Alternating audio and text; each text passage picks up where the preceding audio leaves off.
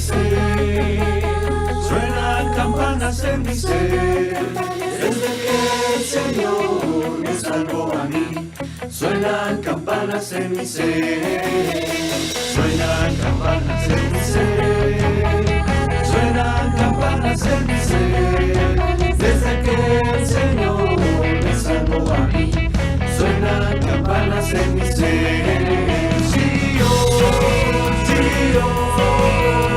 deja que Dios te bendiga hoy, no es para mañana lo que puedas hacer hoy. Suenan campanas en mi ser, suenan campanas en mi ser, suenan campanas en mi ser, desde que el Señor me salvó a mí, suenan campanas en mi ser. Sí, hoy, deja que Dios te bendiga hoy, no es para mañana lo que puedas hacer hoy, suenan campanas en mi ser. Sí, hoy, deja que Dios te bendiga hoy, no es para mañana lo que puedas hacer hoy, suenan campanas en mi ser.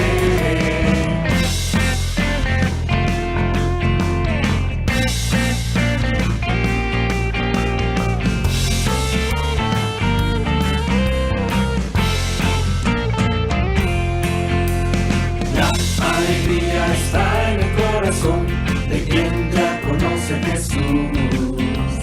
La verdadera paz la tiene aquel que ya conoce a Jesús. Aleluya, qué sentimiento más precioso que viene del Señor. El amor de aquel que ya conoce a Jesús. La alegría está en el corazón de quien ya conoce a Jesús. La verdadera paz la tiene aquel que ya conoce a Jesús. Aleluya, qué sentimiento más precioso que viene del Señor. El amor de aquel que ya conoce a Jesús. Aleluya. Aleluya, aleluya, aleluya, aleluya, qué sentimiento más precioso que viene del Señor, el amor de aquel que ya conoce a Jesús.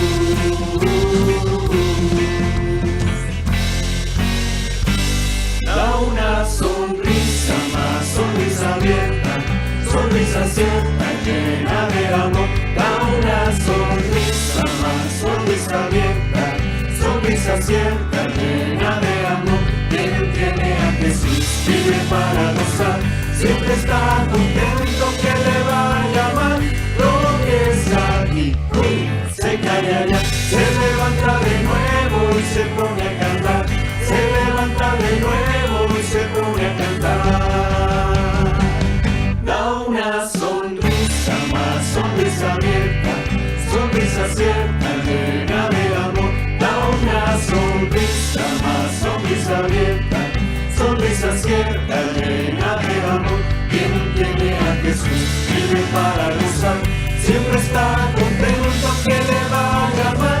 Tropieza aquí, se cae allá, se levanta de nuevo y se pone a cantar. Se levanta de nuevo y se pone a cantar.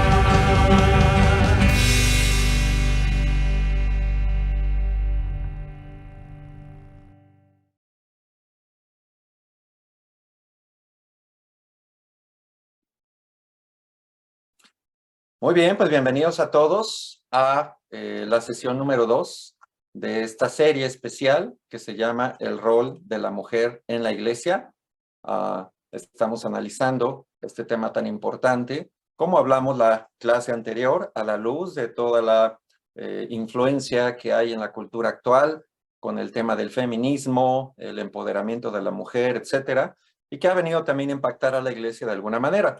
Recuerden que todo lo que estamos presentando está contenido en este libro, La Biblia y el Género, una exposición de escrituras selectas, producido por el equipo de servicio de maestros de las Iglesias Internacionales de Cristo, que como les dije, está formado, esta fuerza de tarea o este equipo de tarea que escribió este libro. No solo había hombres, había mujeres como Suzette Lewis, Kay McKinney, Jenny Shaw, grandes hermanas muy sabias que aportaron también su parte. Bueno, recordemos que esta serie está organizada en 3 lecciones. Ya vimos la Biblia y el género, hablamos de los conceptos generales, el valor del hombre y la mujer para Dios, etcétera. También la sesión número 2, que es la que tenemos hoy, donde vamos a explorar los temas de liderazgo y enseñanza, la participación de las mujeres en la iglesia. Y habrá una tercera sesión que se llama Roles en la familia, que está enfocado más precisamente al papel del hombre y la mujer en la familia. Así que iniciamos con este tema, parte 2, la participación de las mujeres en la iglesia, en lo que corresponde al tema de liderazgo y enseñanza. Entonces, igual, enfoquémonos en ese tema. Cada clase tiene su aspecto. Hoy vamos a estudiar 3 pasajes principales, que como el mismo libro lo plantea, es un exégesis de pasajes selectos. Estos son los pasajes en el Nuevo Testamento que tratan el tema del papel de la mujer en cuanto a liderazgo y enseñanza o predicación en la iglesia. Son los temas o las escrituras más amplias sobre esto, ¿no? A lo mejor hay una que otra referencia por ahí más pequeña, pero estos son los pasajes más importantes. 1 Corintios 11, del 1 al 16, 1 Corintios 14, 33 al 40, 1 Timoteo 2, del 11 al 15. Entonces, de lo que se trata hoy es hacer una exégesis de cada uno de estos pasajes. Yo se los voy a presentar de una forma resumida, sintetizada, pero en realidad, si tú lees el documento o el libro, es un análisis muy técnico, bastante completo. Yo lo que hice es tratar de sintetizarlo para una comprensión más fácil. Así que vamos a iniciar con 1 Corintios 11, del 1 al 16. Y vamos a tener aquí en pantalla el pasaje completo. En la versión NBI dice: imítenme a mí, como yo imito a Cristo. Los elogio, porque se acuerdan de mí en todo y retienen las enseñanzas, tal como se las transmití. Ahora bien, quiero que entiendan que Cristo es cabeza de todo hombre, mientras que el hombre es cabeza de la mujer y Dios es cabeza de Cristo. Todo hombre que ora o profetiza con la cabeza descubierta, deshonra al que es su cabeza. En cambio, toda mujer que ora o profetiza con la cabeza descubierta, deshonra al que es su cabeza. Es como si estuviera rasurada. Si la mujer no se cubre la cabeza, que se corte también el cabello. Pero si es vergonzoso para la mujer tener el pelo corto o la cabeza rasurada, que se lo cubra. El hombre no debe cubrirse la cabeza, ya que él es imagen y gloria de Dios, mientras que la mujer es gloria del hombre. De hecho, el hombre no procede de la mujer, sino la mujer del hombre.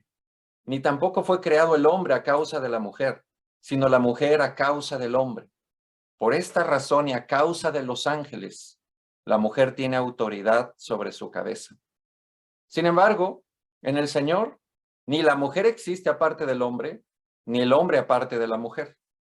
Porque así como la mujer procede del hombre, también el hombre nace de la mujer, pero todo proviene de Dios.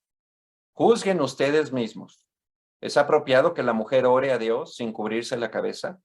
¿No les enseña el mismo orden natural de las cosas, que es una vergüenza para el hombre dejarse crecer el cabello, mientras que es una gloria para la mujer llevar cabello largo? Es que a ella se le ha dado su cabellera como velo.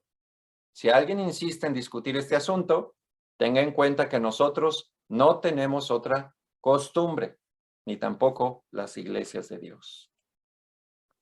Muy bien. Seguramente hay preguntas sobre este pasaje. Algunas preguntas que surgen sobre 1 Corintios 11, 1 al 16, son estas. ¿Por qué es tan importante esto de cubrir o descubrir las cabezas? ¿Qué tiene de especial eso, no? Y especialmente hablo de preguntas desde nuestro contexto cultural del siglo XXI.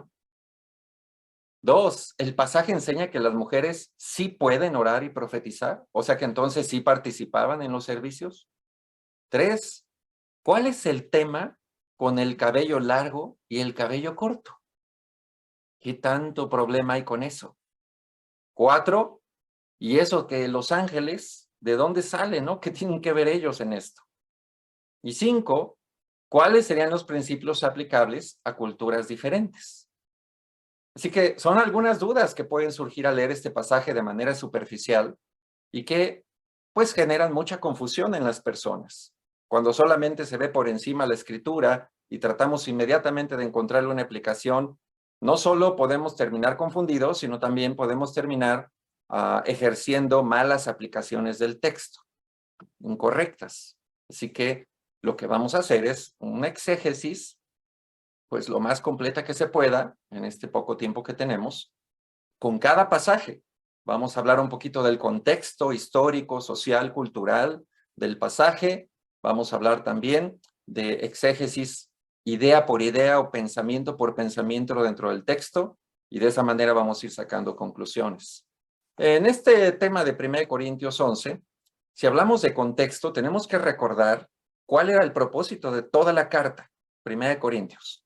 Era tratar diversos problemas de desunión, como lo muestra capítulo 1, versículos 18 al 25. Había desunión en la iglesia. También Pablo quería tratar el error doctrinal en que estaba cayendo la iglesia. ¿Cuál era este? Había un sincretismo, es decir, una mezcla de lo que en griego se llamaba la sofía, que es la sabiduría helenística, con el cristianismo. Y estaban fusionando las dos cosas, al menos eso estaban intentando hacer. Especialmente el capítulo 11, su contexto es totalmente las reuniones formales de las iglesias casa o asambleas más grandes de la iglesia. Una asamblea pública de la iglesia, de toda la iglesia. Entonces, en eso se está enfocando el capítulo 11 especialmente. Dentro de la iglesia, resulta que había divisiones entre ricos y pobres. Había problemas sociales adentro. Había discriminación también dentro de la misma iglesia. Cuando era la hora de la cena del Señor, los ricos no compartían sus buenas comidas con los pobres y los dejaban ahí comer lo poco que llevaban. Había un ambiente muy feo y es parte de lo que Pablo trata en la carta. Además está esta idea de lo que se llama la nueva mujer romana, que lo vamos a explorar más adelante en esta clase, que básicamente eran mujeres muy independientes, que tenían sus propios negocios y que estaban desarrollando todo un movimiento dentro del Imperio Romano que impactó a la iglesia. Y por último, estaba la ley romana y las costumbres griegas. El mundo grecorromano de aquel tiempo se movía en base a dos ideas principales. Digamos que su sociedad estaba basada en dos ideas principales. Uno, el tema del honor y la vergüenza. Todo lo veían en temas de si esto le da honor a tu familia, si esto honra a tu padre, si esto honra a esto el otro, o si estás dándonos una vergüenza a todos, ¿no? Se movía mucho ese discurso. Y también el tema del patrón cliente. Yo soy el que te patrocino, yo soy el que te apoyo, entonces tú me debes algo a mí. Incluso con el apóstol Pablo, cuando quisieron apoyarlo económicamente, no solo era como, mira, te ayudo para tus viajes, sino entraban en este canal de patrón-cliente y de repente se sentían con autoridad sobre Pablo porque le daban dinero y por eso él rechazó el apoyo de algunas iglesias, porque estaban con este camino, esta mentalidad. No era una ayuda desinteresada por la causa. Así que es un poco del contexto social que había en el mundo grecorromano. Y ya entrando al texto, vamos a ir analizando idea por idea. 1 Corintios 11:1 dice, imíteme a mí como yo imito a Cristo. Ok.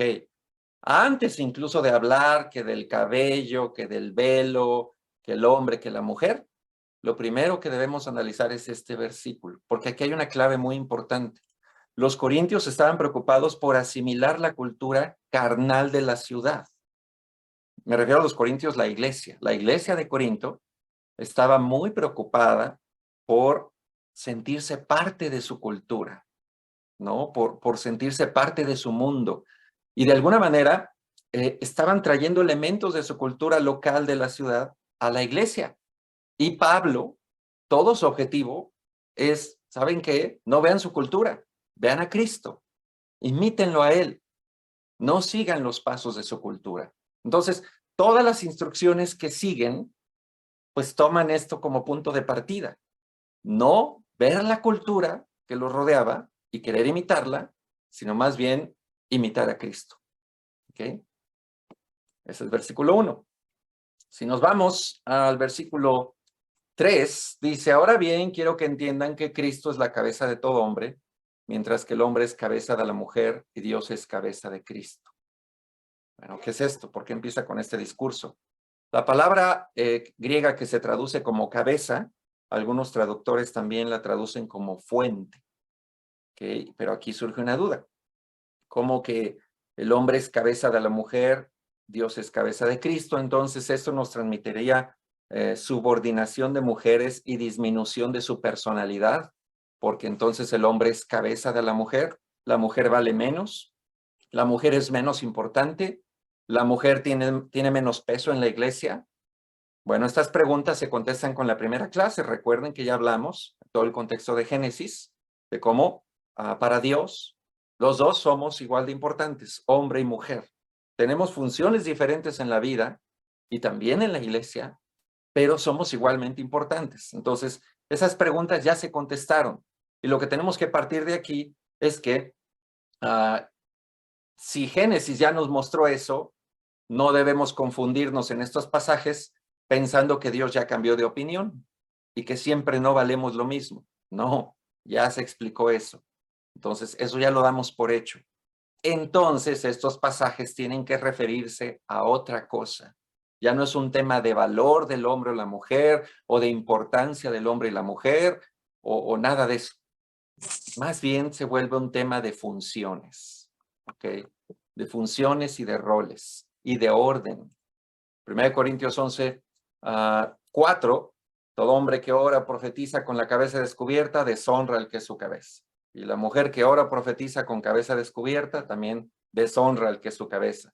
Y aquí hay temas de cubrirse o no la cabeza, y luego el versículo 6 habla del cabello, ¿ok?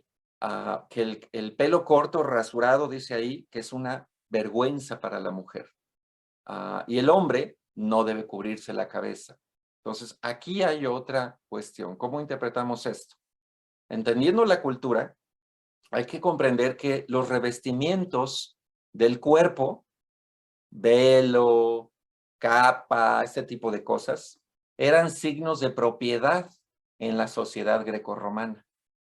Eso es muy diferente a nuestra sociedad hoy. Hoy si alguien trae una mujer trae un chal o trae una gorra o un sombrero, pues no significa nada de eso. En aquel tiempo era distinto, significaba algo. Por ejemplo, las casadas debían cubrir sus cabezas en público. Lo tenían que hacer, porque si no, era mal visto. Era como si la mujer casada no se diera a respetar. ¿Okay? Tal vez no tenemos hoy un paralelo, podríamos decir, no, pues el anillo de casada, esa me muestra que soy casada y los hombres así no se me acercan.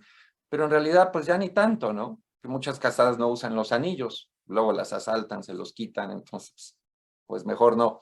Entonces ya no es eso, entonces como que no hay un punto de referencia claro para nosotros, pero en aquel tiempo, si eras una mujer casada, tenías que cubrirte la cabeza.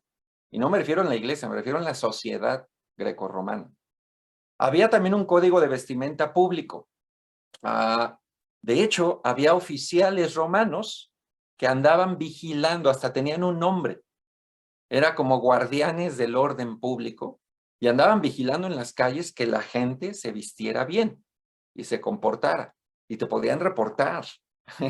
No, tampoco tenemos algo así ahora, pero ellos estaban especializados en vestimenta. Entonces, podían ser reportadas las mujeres que no siguieran estos lineamientos, ¿no?, de la cultura grecorromana. Y algo importante entender, a las adúlteras les rasuraban la cabeza. Por eso era una señal de vergüenza. Una mujer con el pelo corto o rasurada implicaba que había sido adúltera y era como un castigo público para que todos se dieran cuenta de lo que hizo. Entonces, pues era humillante, ¿ves? Por eso Pablo habla de ese tema como una vergüenza. Ellas entendían a qué se refería. Hoy nosotros no. Una mujer con cabello corto o incluso si no tiene cabello, ¿no? Por ejemplo, mujeres que están en tratamientos de quimioterapias, que pierden el cabello, pues nadie las juzga en ese sentido. Pero en aquel tiempo sí, así era. Y punto 5, en ese contexto cultural, el tema de la cobertura o el cabello podían ser una desgracia. Pues sí, porque se quitaban el velo las casadas, caían en desgracia, en deshonra.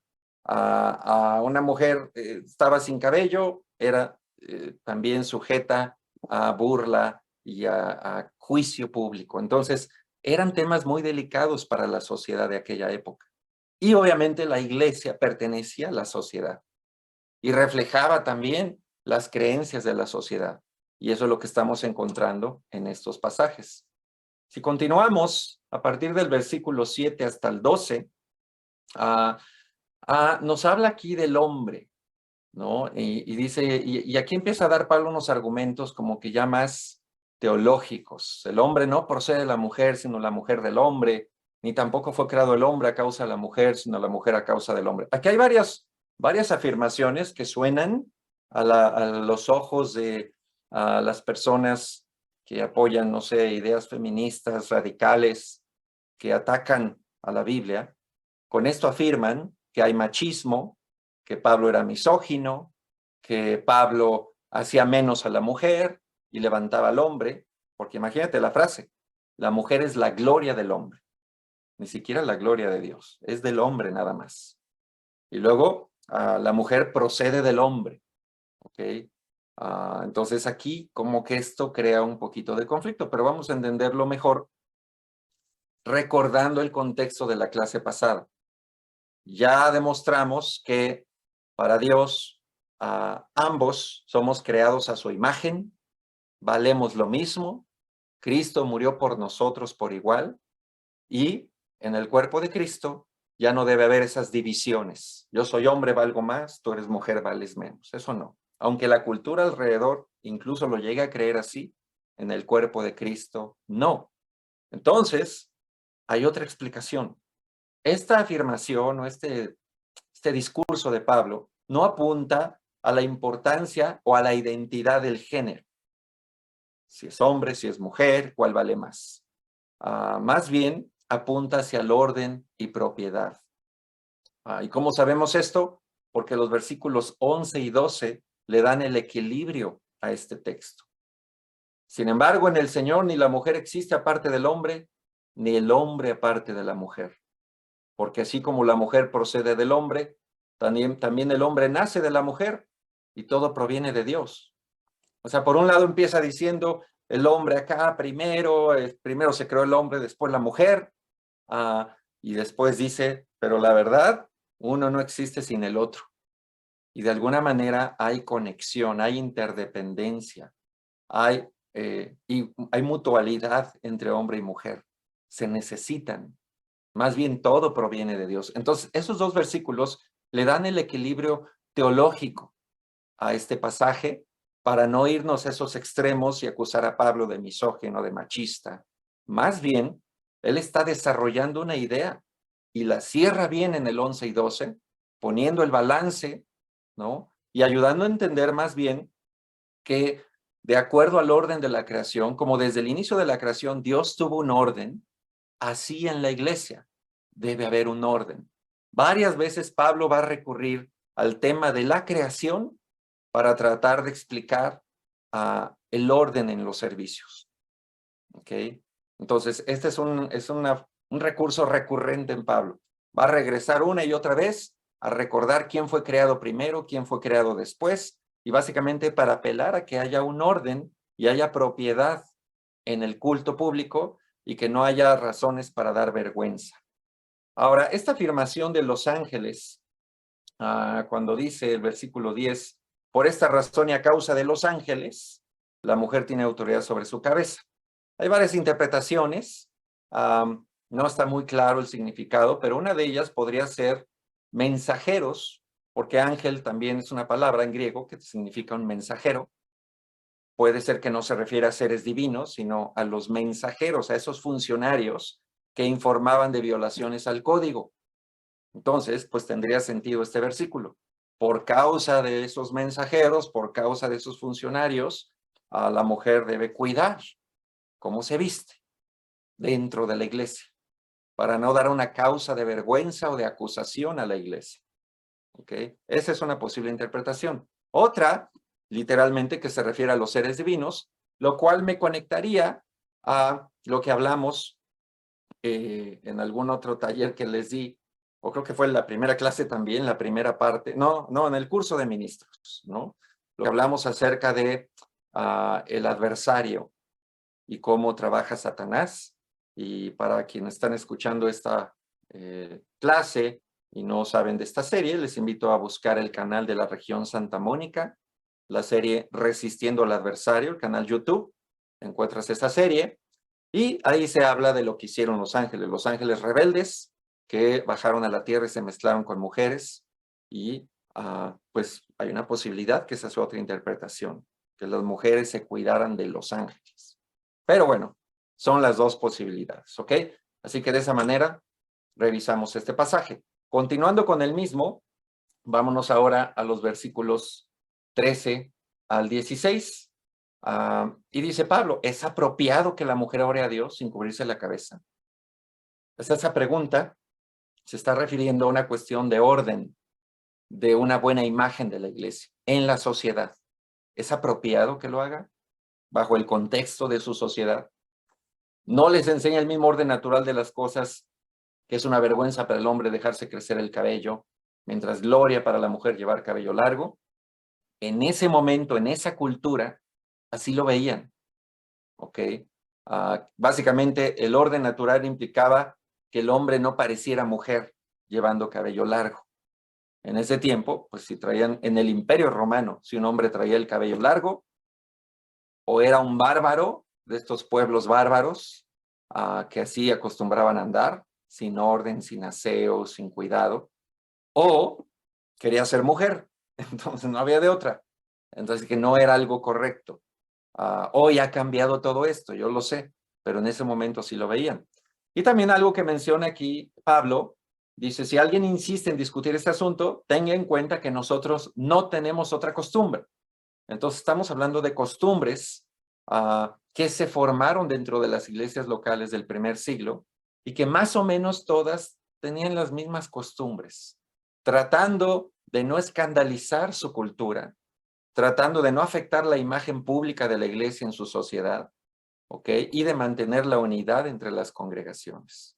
Ese era el objetivo de Pablo. Con eso terminamos esa sección. Y algo interesante también, para cerrar este análisis, es el versículo 5. En cambio, toda mujer que ora o profetiza, ¿qué quiere decir? Pues sí lo hacían. La mujer oraba y profetizaba públicamente en una reunión de la iglesia. ¿Qué era profetizar?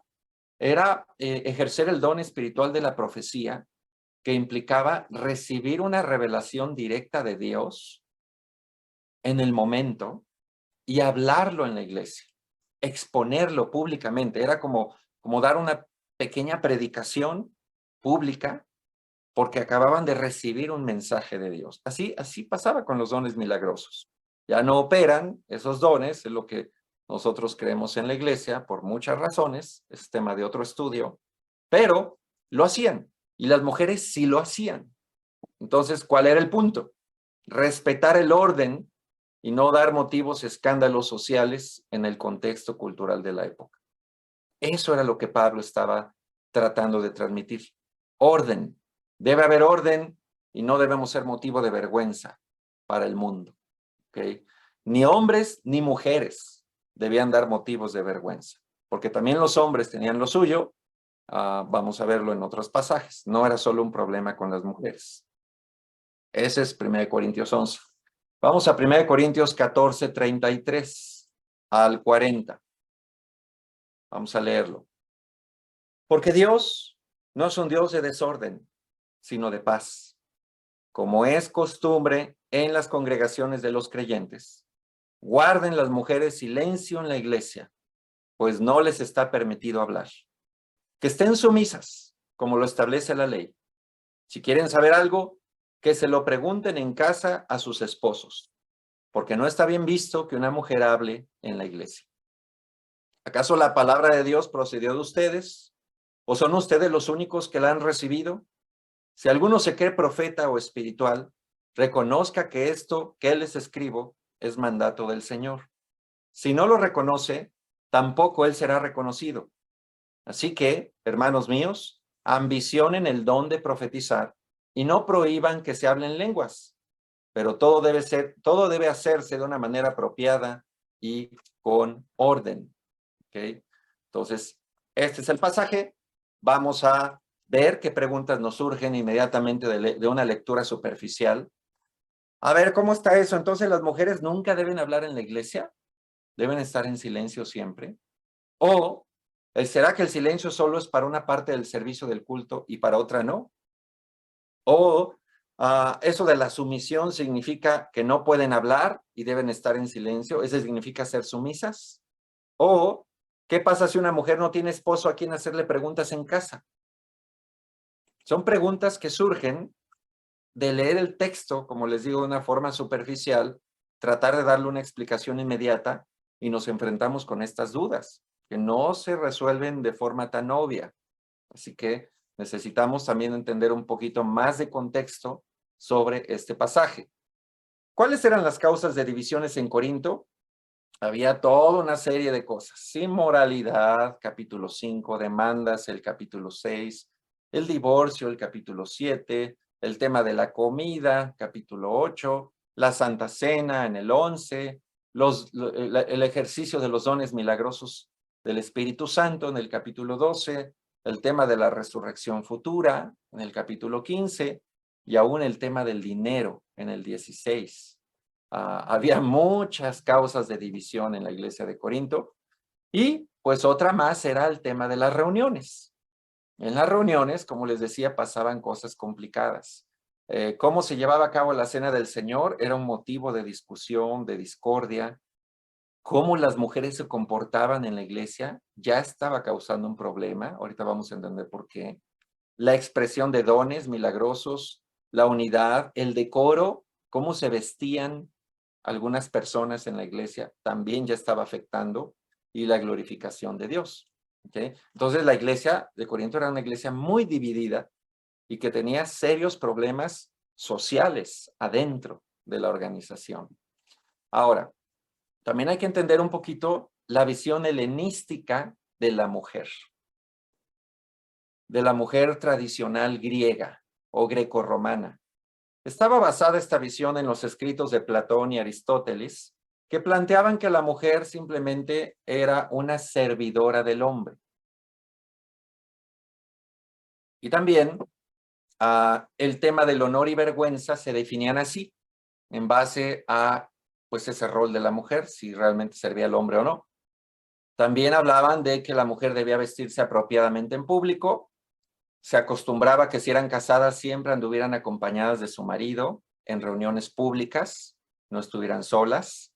Las mujeres en silencio en las reuniones. Sí, si había una reunión con hombres que no eran sus maridos, debían estar en silencio. No podían estar interrumpiendo a los hombres, ni corrigiéndolos, ni bromeando con ellos, porque no era apropiado para una mujer casada hacer eso. Y si tenían dudas o cuestiones, en casa hablaban libremente con su marido. Esa era la visión helenística de la mujer. Y otro contexto de las reuniones de la iglesia en Corinto era que se hablaba en lenguas simultáneamente.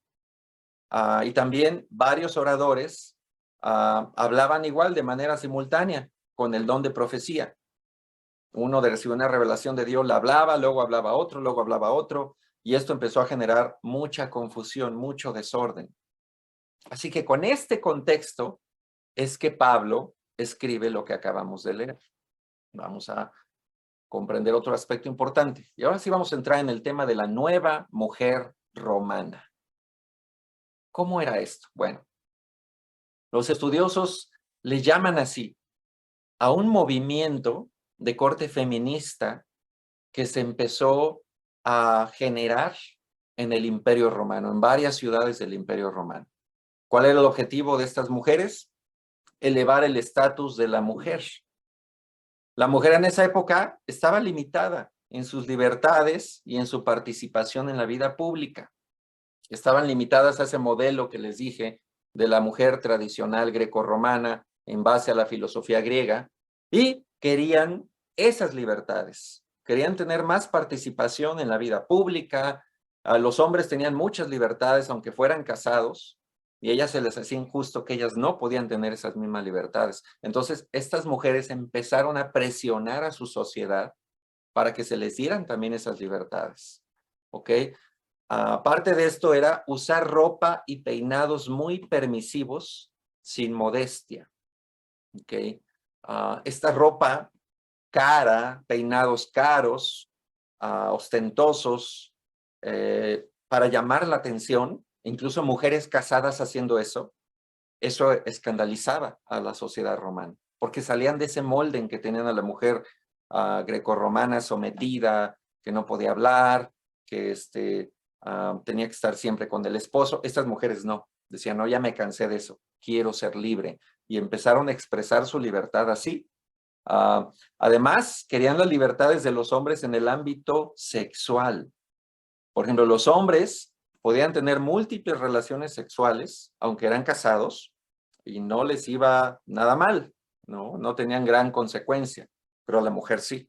Cuidado de la que hiciera eso, porque ya les dije que las rapaban, las avergonzaban públicamente. Entonces, lo que estas mujeres reclamaban era, bueno, si ellos lo hacen, ¿por qué nosotros no? Tenemos también ese derecho. Y querían libertad sexual, como los hombres. Tanto que comenzaron a practicar la anticoncepción y el aborto también, porque querían pues una vida libertina sin consecuencias. Y también en el ámbito social se aventuraban a hablar en público delante de los hombres, ejerciendo opiniones, hablando de enseñanza, compartiendo filosofía. En reuniones sociales, cada vez más y más mujeres empezaban a hacer esto. Y sobre todo estamos hablando de mujeres pudientes, de mujeres con dinero, de mujeres con una buena posición. Se empezaron a sentir empoderadas. Y aparte que varias se hicieron como empresarias, tenían sus propios negocios, empezaron a ganar dinero y se empezaron a sentir poderosas. ¿Ok? Entonces desafiaron a los estándares culturales de su época. Y el problema es que eso se infiltró a la iglesia. Vamos a ver cómo sucedió. Versículo 33 dice, Dios no es un Dios de desorden, sino de paz. Nuevamente, ¿cuál es el principio rector para todo este pasaje? En la adoración corporativa debe haber orden. Debe haber orden. Todo tipo de desorden es contrario a la fe cristiana. Sí, así como vimos en el otro pasaje, que los corintios tenían que imitar a Cristo, en este pasaje debían tener orden. Y si vamos avanzando, Pablo empieza a hablar de la costumbre en las congregaciones de los creyentes. ¿Cuál era esa costumbre? Guarden las mujeres silencio en la iglesia, pues no les está permitido hablar. Y si quieren hablar, que lo pregunten en casa a sus esposos. Y luego dice, porque no está bien visto que una mujer hable en la iglesia. Aquí está la clave, ¿no? de esta cuestión social, cultural que te estoy diciendo. La palabra silencio en el versículo 34, desde el griego, está en modo presente infinitivo. Eso quiere decir que se refería más bien a detener la charla continua o el discurso perturbador que algunas mujeres ejercían en las reuniones. No se refiere a un silencio permanente, sino en ciertos momentos. ¿Cómo confirmamos esto? Porque acabamos de leer en el otro pasaje que las mujeres oraban y profetizaban. Pablo no está prohibiéndoles que hagan eso, simplemente les pide que respeten el orden en el servicio. ¿Okay? Entonces, el punto aquí es orden. Al igual que en 1 Corintios se habla, por ejemplo, 1 Corintios 12, del tema de los dones milagrosos del Espíritu Santo, cuando Pablo les dice que si va a hablar uno en lenguas, que haya otro que interprete, y luego que hable otro en lenguas y otro interprete. Entonces pide que haya orden y que no se haga un ruidero. Y se usa una palabra también la palabra silencio, igual aplicada al tema del orden. Así aquí se aplica. Que la mujer interrumpiera, corrigiera o hablara delante de un orador hombre era inapropiado para esa cultura, para la cultura grecorromana. No era bien visto. Entonces, imagínate, si en el mundo eso no era bien visto, era una falta de respeto, era una vergüenza para la mujer portarse así. Imagínate que en la iglesia sí se permitía, pues cómo veía el mundo a la iglesia. Igual, como un lugar de vergüenza, de deshonra, que lo toleran, daba una mala imagen a la iglesia socialmente hablando. Y Pablo está cuidando eso. No quiere que la iglesia de Corinto sea un mal testimonio para la fe en Cristo y pues la salvación de los demás corintios.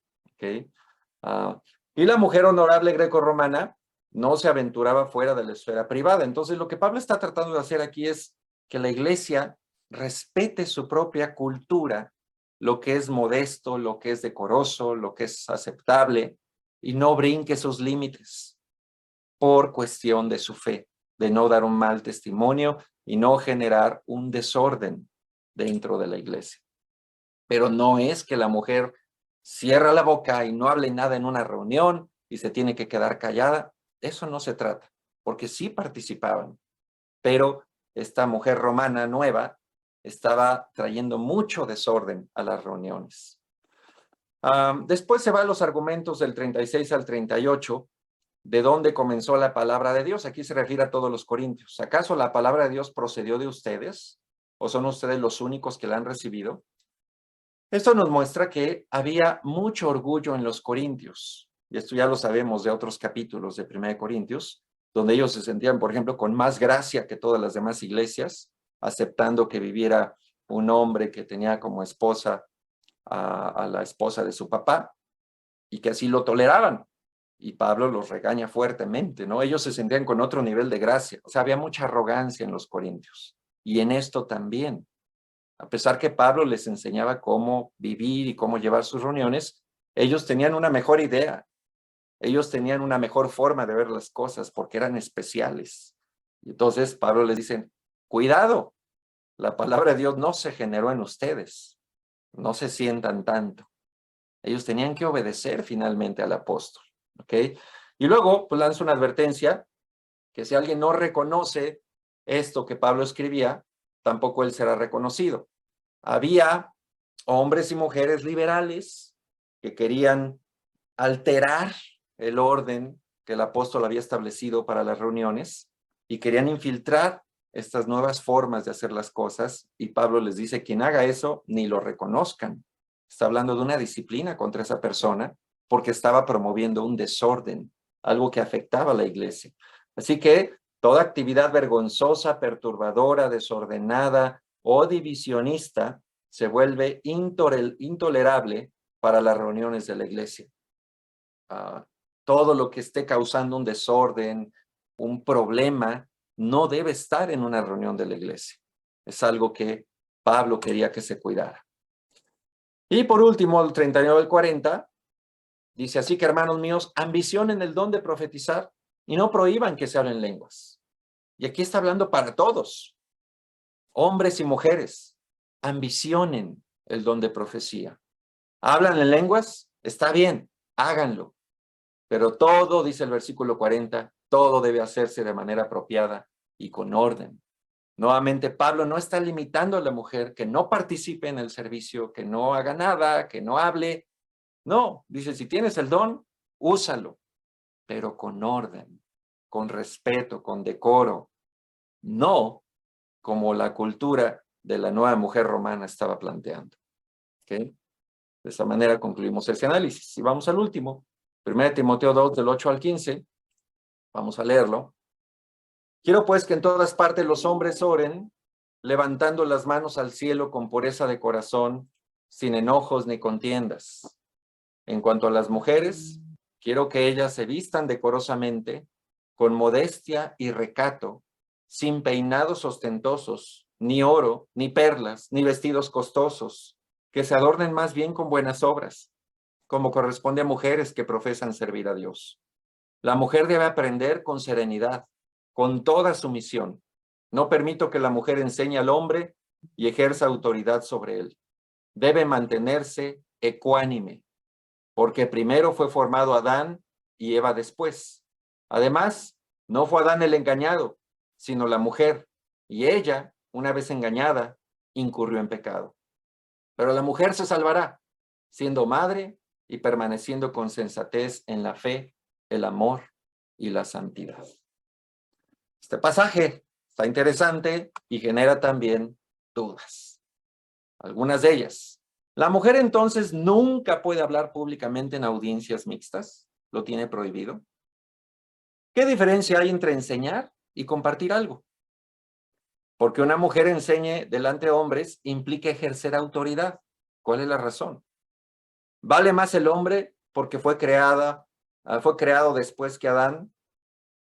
No, ¿vale más el hombre porque ella fue creada después que Adán y porque ella fue la engañada? O sea, por haber incurrido en el engaño, ¿vale menos que Adán? O, la más complicada, ¿solo las mamás se van a salvar? ¿Cómo está eso de que la mujer que tenga hijos se salvará? Son preguntas complicadas, ¿no? Pero para eso también debemos entender un poco de contexto. El escenario principal en 1 Timoteo ya no es Corinto, ahora es Éfeso, otra ciudad diferente. Timoteo era el evangelista de la iglesia de Éfeso. Y especialmente las reuniones de la iglesia de Éfeso, su predicación, su culto local. Con lo que Pablo expresa en este pasaje, no solo apunta hacia las reuniones inmediatas locales, sino también un contexto más amplio, que era la estructura de gobierno eclesiástico. También vemos evidencias de la nueva mujer romana presente, especialmente entre mujeres ricas. Y también hay que recordar que en Éfeso estaba en templo a Artemisa, que tenía mucha influencia en la ciudad, y muchas mujeres eran sacerdotisas que ejercían la prostitución ritual para adorar a la diosa. Los hombres iban a tener relaciones con ella en el templo y de esa manera le daban culto a la diosa Artemisa. Y esto era una cultura dentro de esta ciudad, era fuerte. Entonces, pues Timoteo tiene que lidiar con todo esto. Empezando versículo 8, si te fijas, no se dirige a las mujeres, va para los hombres. Quiero que en todas partes los hombres oren. ¿Qué pasaba? Faltaba oración de parte de los hombres. ¿Y cómo? Levantando las manos al cielo con pureza de corazón, sin enojos ni contiendas. Segunda cosa, había pleitos y enojos entre algunos hombres. Y estaba afectando al orden de la iglesia. Es como cuando ves, ese hermano está peleado con el otro, ¿no? Y están ahí en la iglesia viéndose feo, no se saludan, poniendo un mal ambiente. Bueno, eso había mucho. Y Pablo estaba pidiéndole a Timoteo que tratara con eso, que no lo dejara así. ¿Por qué? Porque finalmente, aparte que estaba mal, que estuvieran uno con el otro peleados sin resolverse, pues estaba afectando al orden de las reuniones. Todo mundo se daba cuenta que había hermanos peleados, había hermanos en discordia, hombres que no querían orar. Eso afectaba a los demás. ¿Okay? Luego, si nos vamos a los versículos 9 al 10, ya se dirige a las mujeres y comienza a hablarles de su forma de vestir y de su forma de adornarse. ¿Okay? Y aquí vemos un contraste en lo que podríamos decir el sello de la nueva mujer romana contra el sello de la nueva mujer cristiana. ¿Cuál era el sello de la nueva mujer romana? Externamente hablando, los peinados ostentosos, que la traducción literal es peinados trenzados, que eran muy elaborados, no eran sencillos y que le daba como un estatus, una apariencia muy especial para las mujeres, ¿no? Eran muy valiosos para ellas, ese tipo de peinados. Los accesorios de oro y perlas, nada barato, muy brillante, muy ostentoso. Y los vestidos muy costosos. Toda esta forma de vestirse era inmodesta, no solo en la iglesia, sino para la cultura grecorromana de la época. No la veían bien. Daba una mala imagen la mujer que se vestía así públicamente, y más si era casada. Todavía daba más mala imagen. Curiosamente no se menciona el velo, como en Corinto, porque posiblemente había normas culturales diferentes en ambas ciudades. Acá el velo no era tan relevante y Pablo no lo menciona. Y luego vemos el contraste con la nueva mujer cristiana. Como era la nueva mujer cristiana, más bien debía caracterizarse por un vestido decoroso, modestia, recato, buenas obras, servicio a Dios.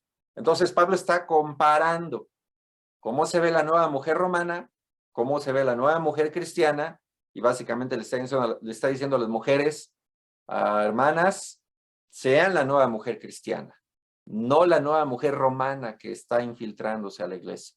No sigan ese camino. ¿Okay? Seguimos en el versículo 11, y aquí vienen unos de los pasajes más controversiales en cuanto al tema de hombres y mujeres en toda la Biblia.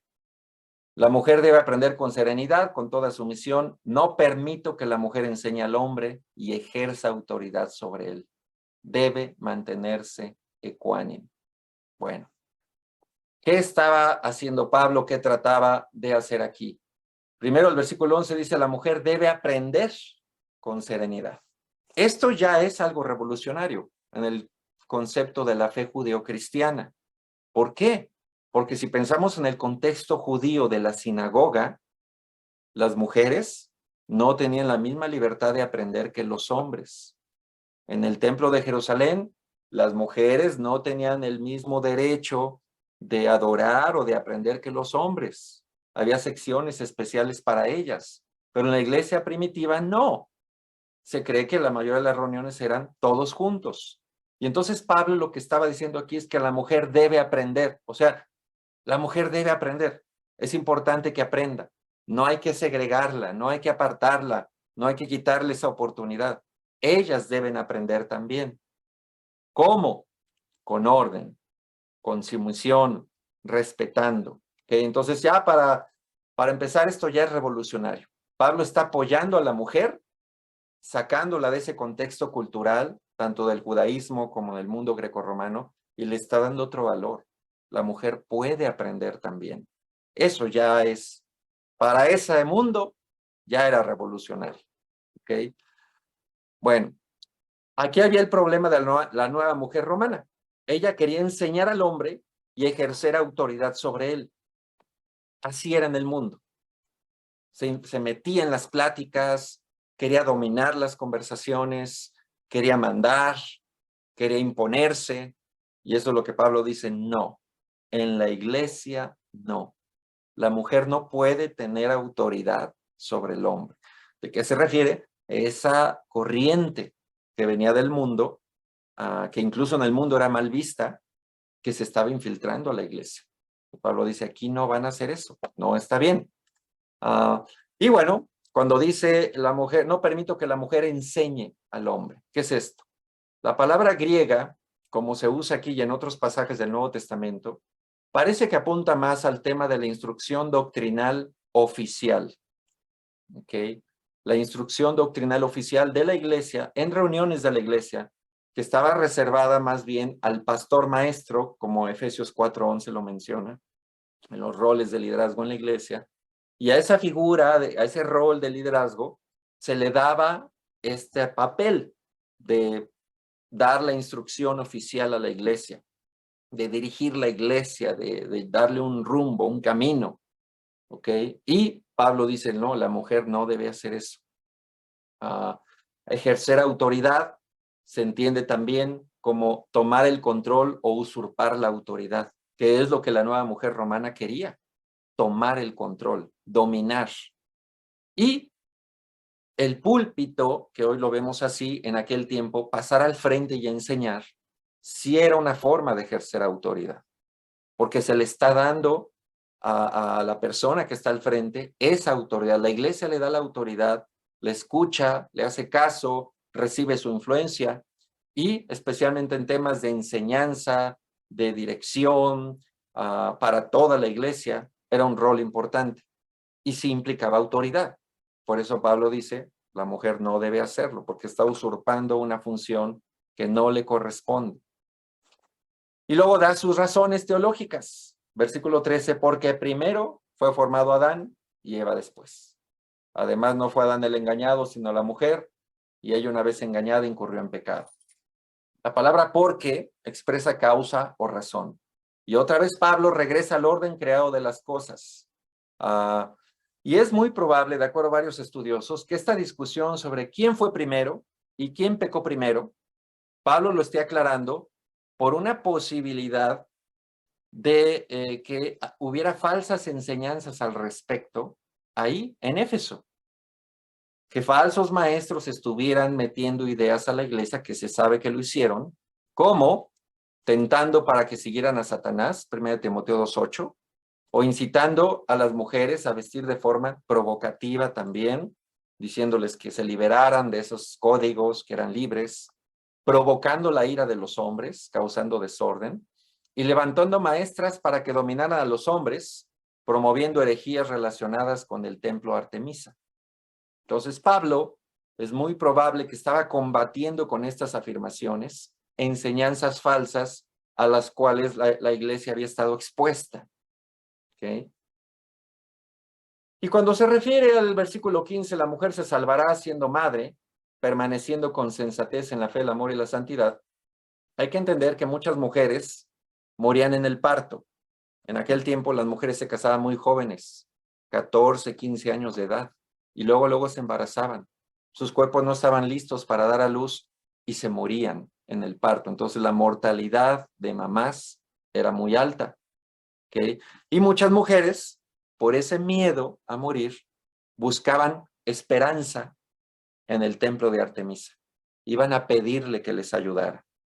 Entonces, de alguna forma, Pablo está atacando esa idea y le dice, la mujer se va a salvar siendo madre, si da a luz, pero permaneciendo con sensatez en la fe, el amor y la santidad. Es decir, diciéndoles, no vayan a buscar a Artemisa, busquen a Jesús. Mejor, enfóquense en Jesús y no en esa diosa pagana. Manténganse en la fe y Dios les va a ayudar. Así es como se puede interpretar este pasaje. No que solo las mamás se salvan. Hay un contexto cultural atrás. ¿Ok? De esa manera terminamos la exégesis de estos tres pasajes. Como les dije, se oye fácil y rápido, pero no es tan sencillo. Hubo todo un trabajo de estudio en lenguajes originales, contextos, técnicas hermenéuticas para llegar a estas conclusiones. Si cerramos entonces, como conclusión de los tres pasajes analizados hoy, podríamos decir lo siguiente. Número 1, en la iglesia primitiva, las mujeres sí oraban y profetizaban en el culto corporativo. Sí lo hacían. Y además, no está mal, y nosotros debemos promover y motivar a la participación pública de las mujeres en la iglesia. Es algo bueno. Si lo pueden hacer, que lo hagan. ¿Cuál era el problema?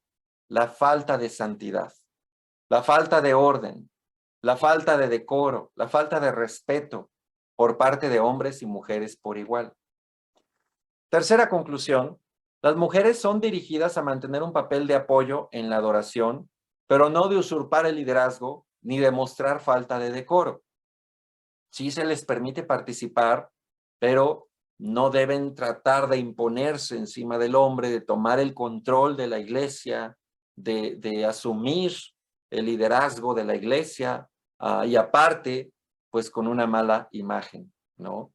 4, el principio es que debemos estudiar nuestra cultura, debemos determinar lo que es modesto e inmodesto y actuar en consecuencia. Eso es lo que cada iglesia hoy está llamada a hacer. A lo mejor en una cultura va a ser una cosa modesto y en otra cultura va a ser otra cosa. Cada cultura varía. Entonces es nuestra responsabilidad como iglesia local determinar en nuestra propia cultura que es modesto, que no va a escandalizar hasta el mundo mismo y que se permite. ¿Okay? Y 5, el púlpito representa un lugar de autoridad. Sí, es cierto. La mujer no debe tomar control ni dominar en el mismo. Va en contra del orden establecido por Dios.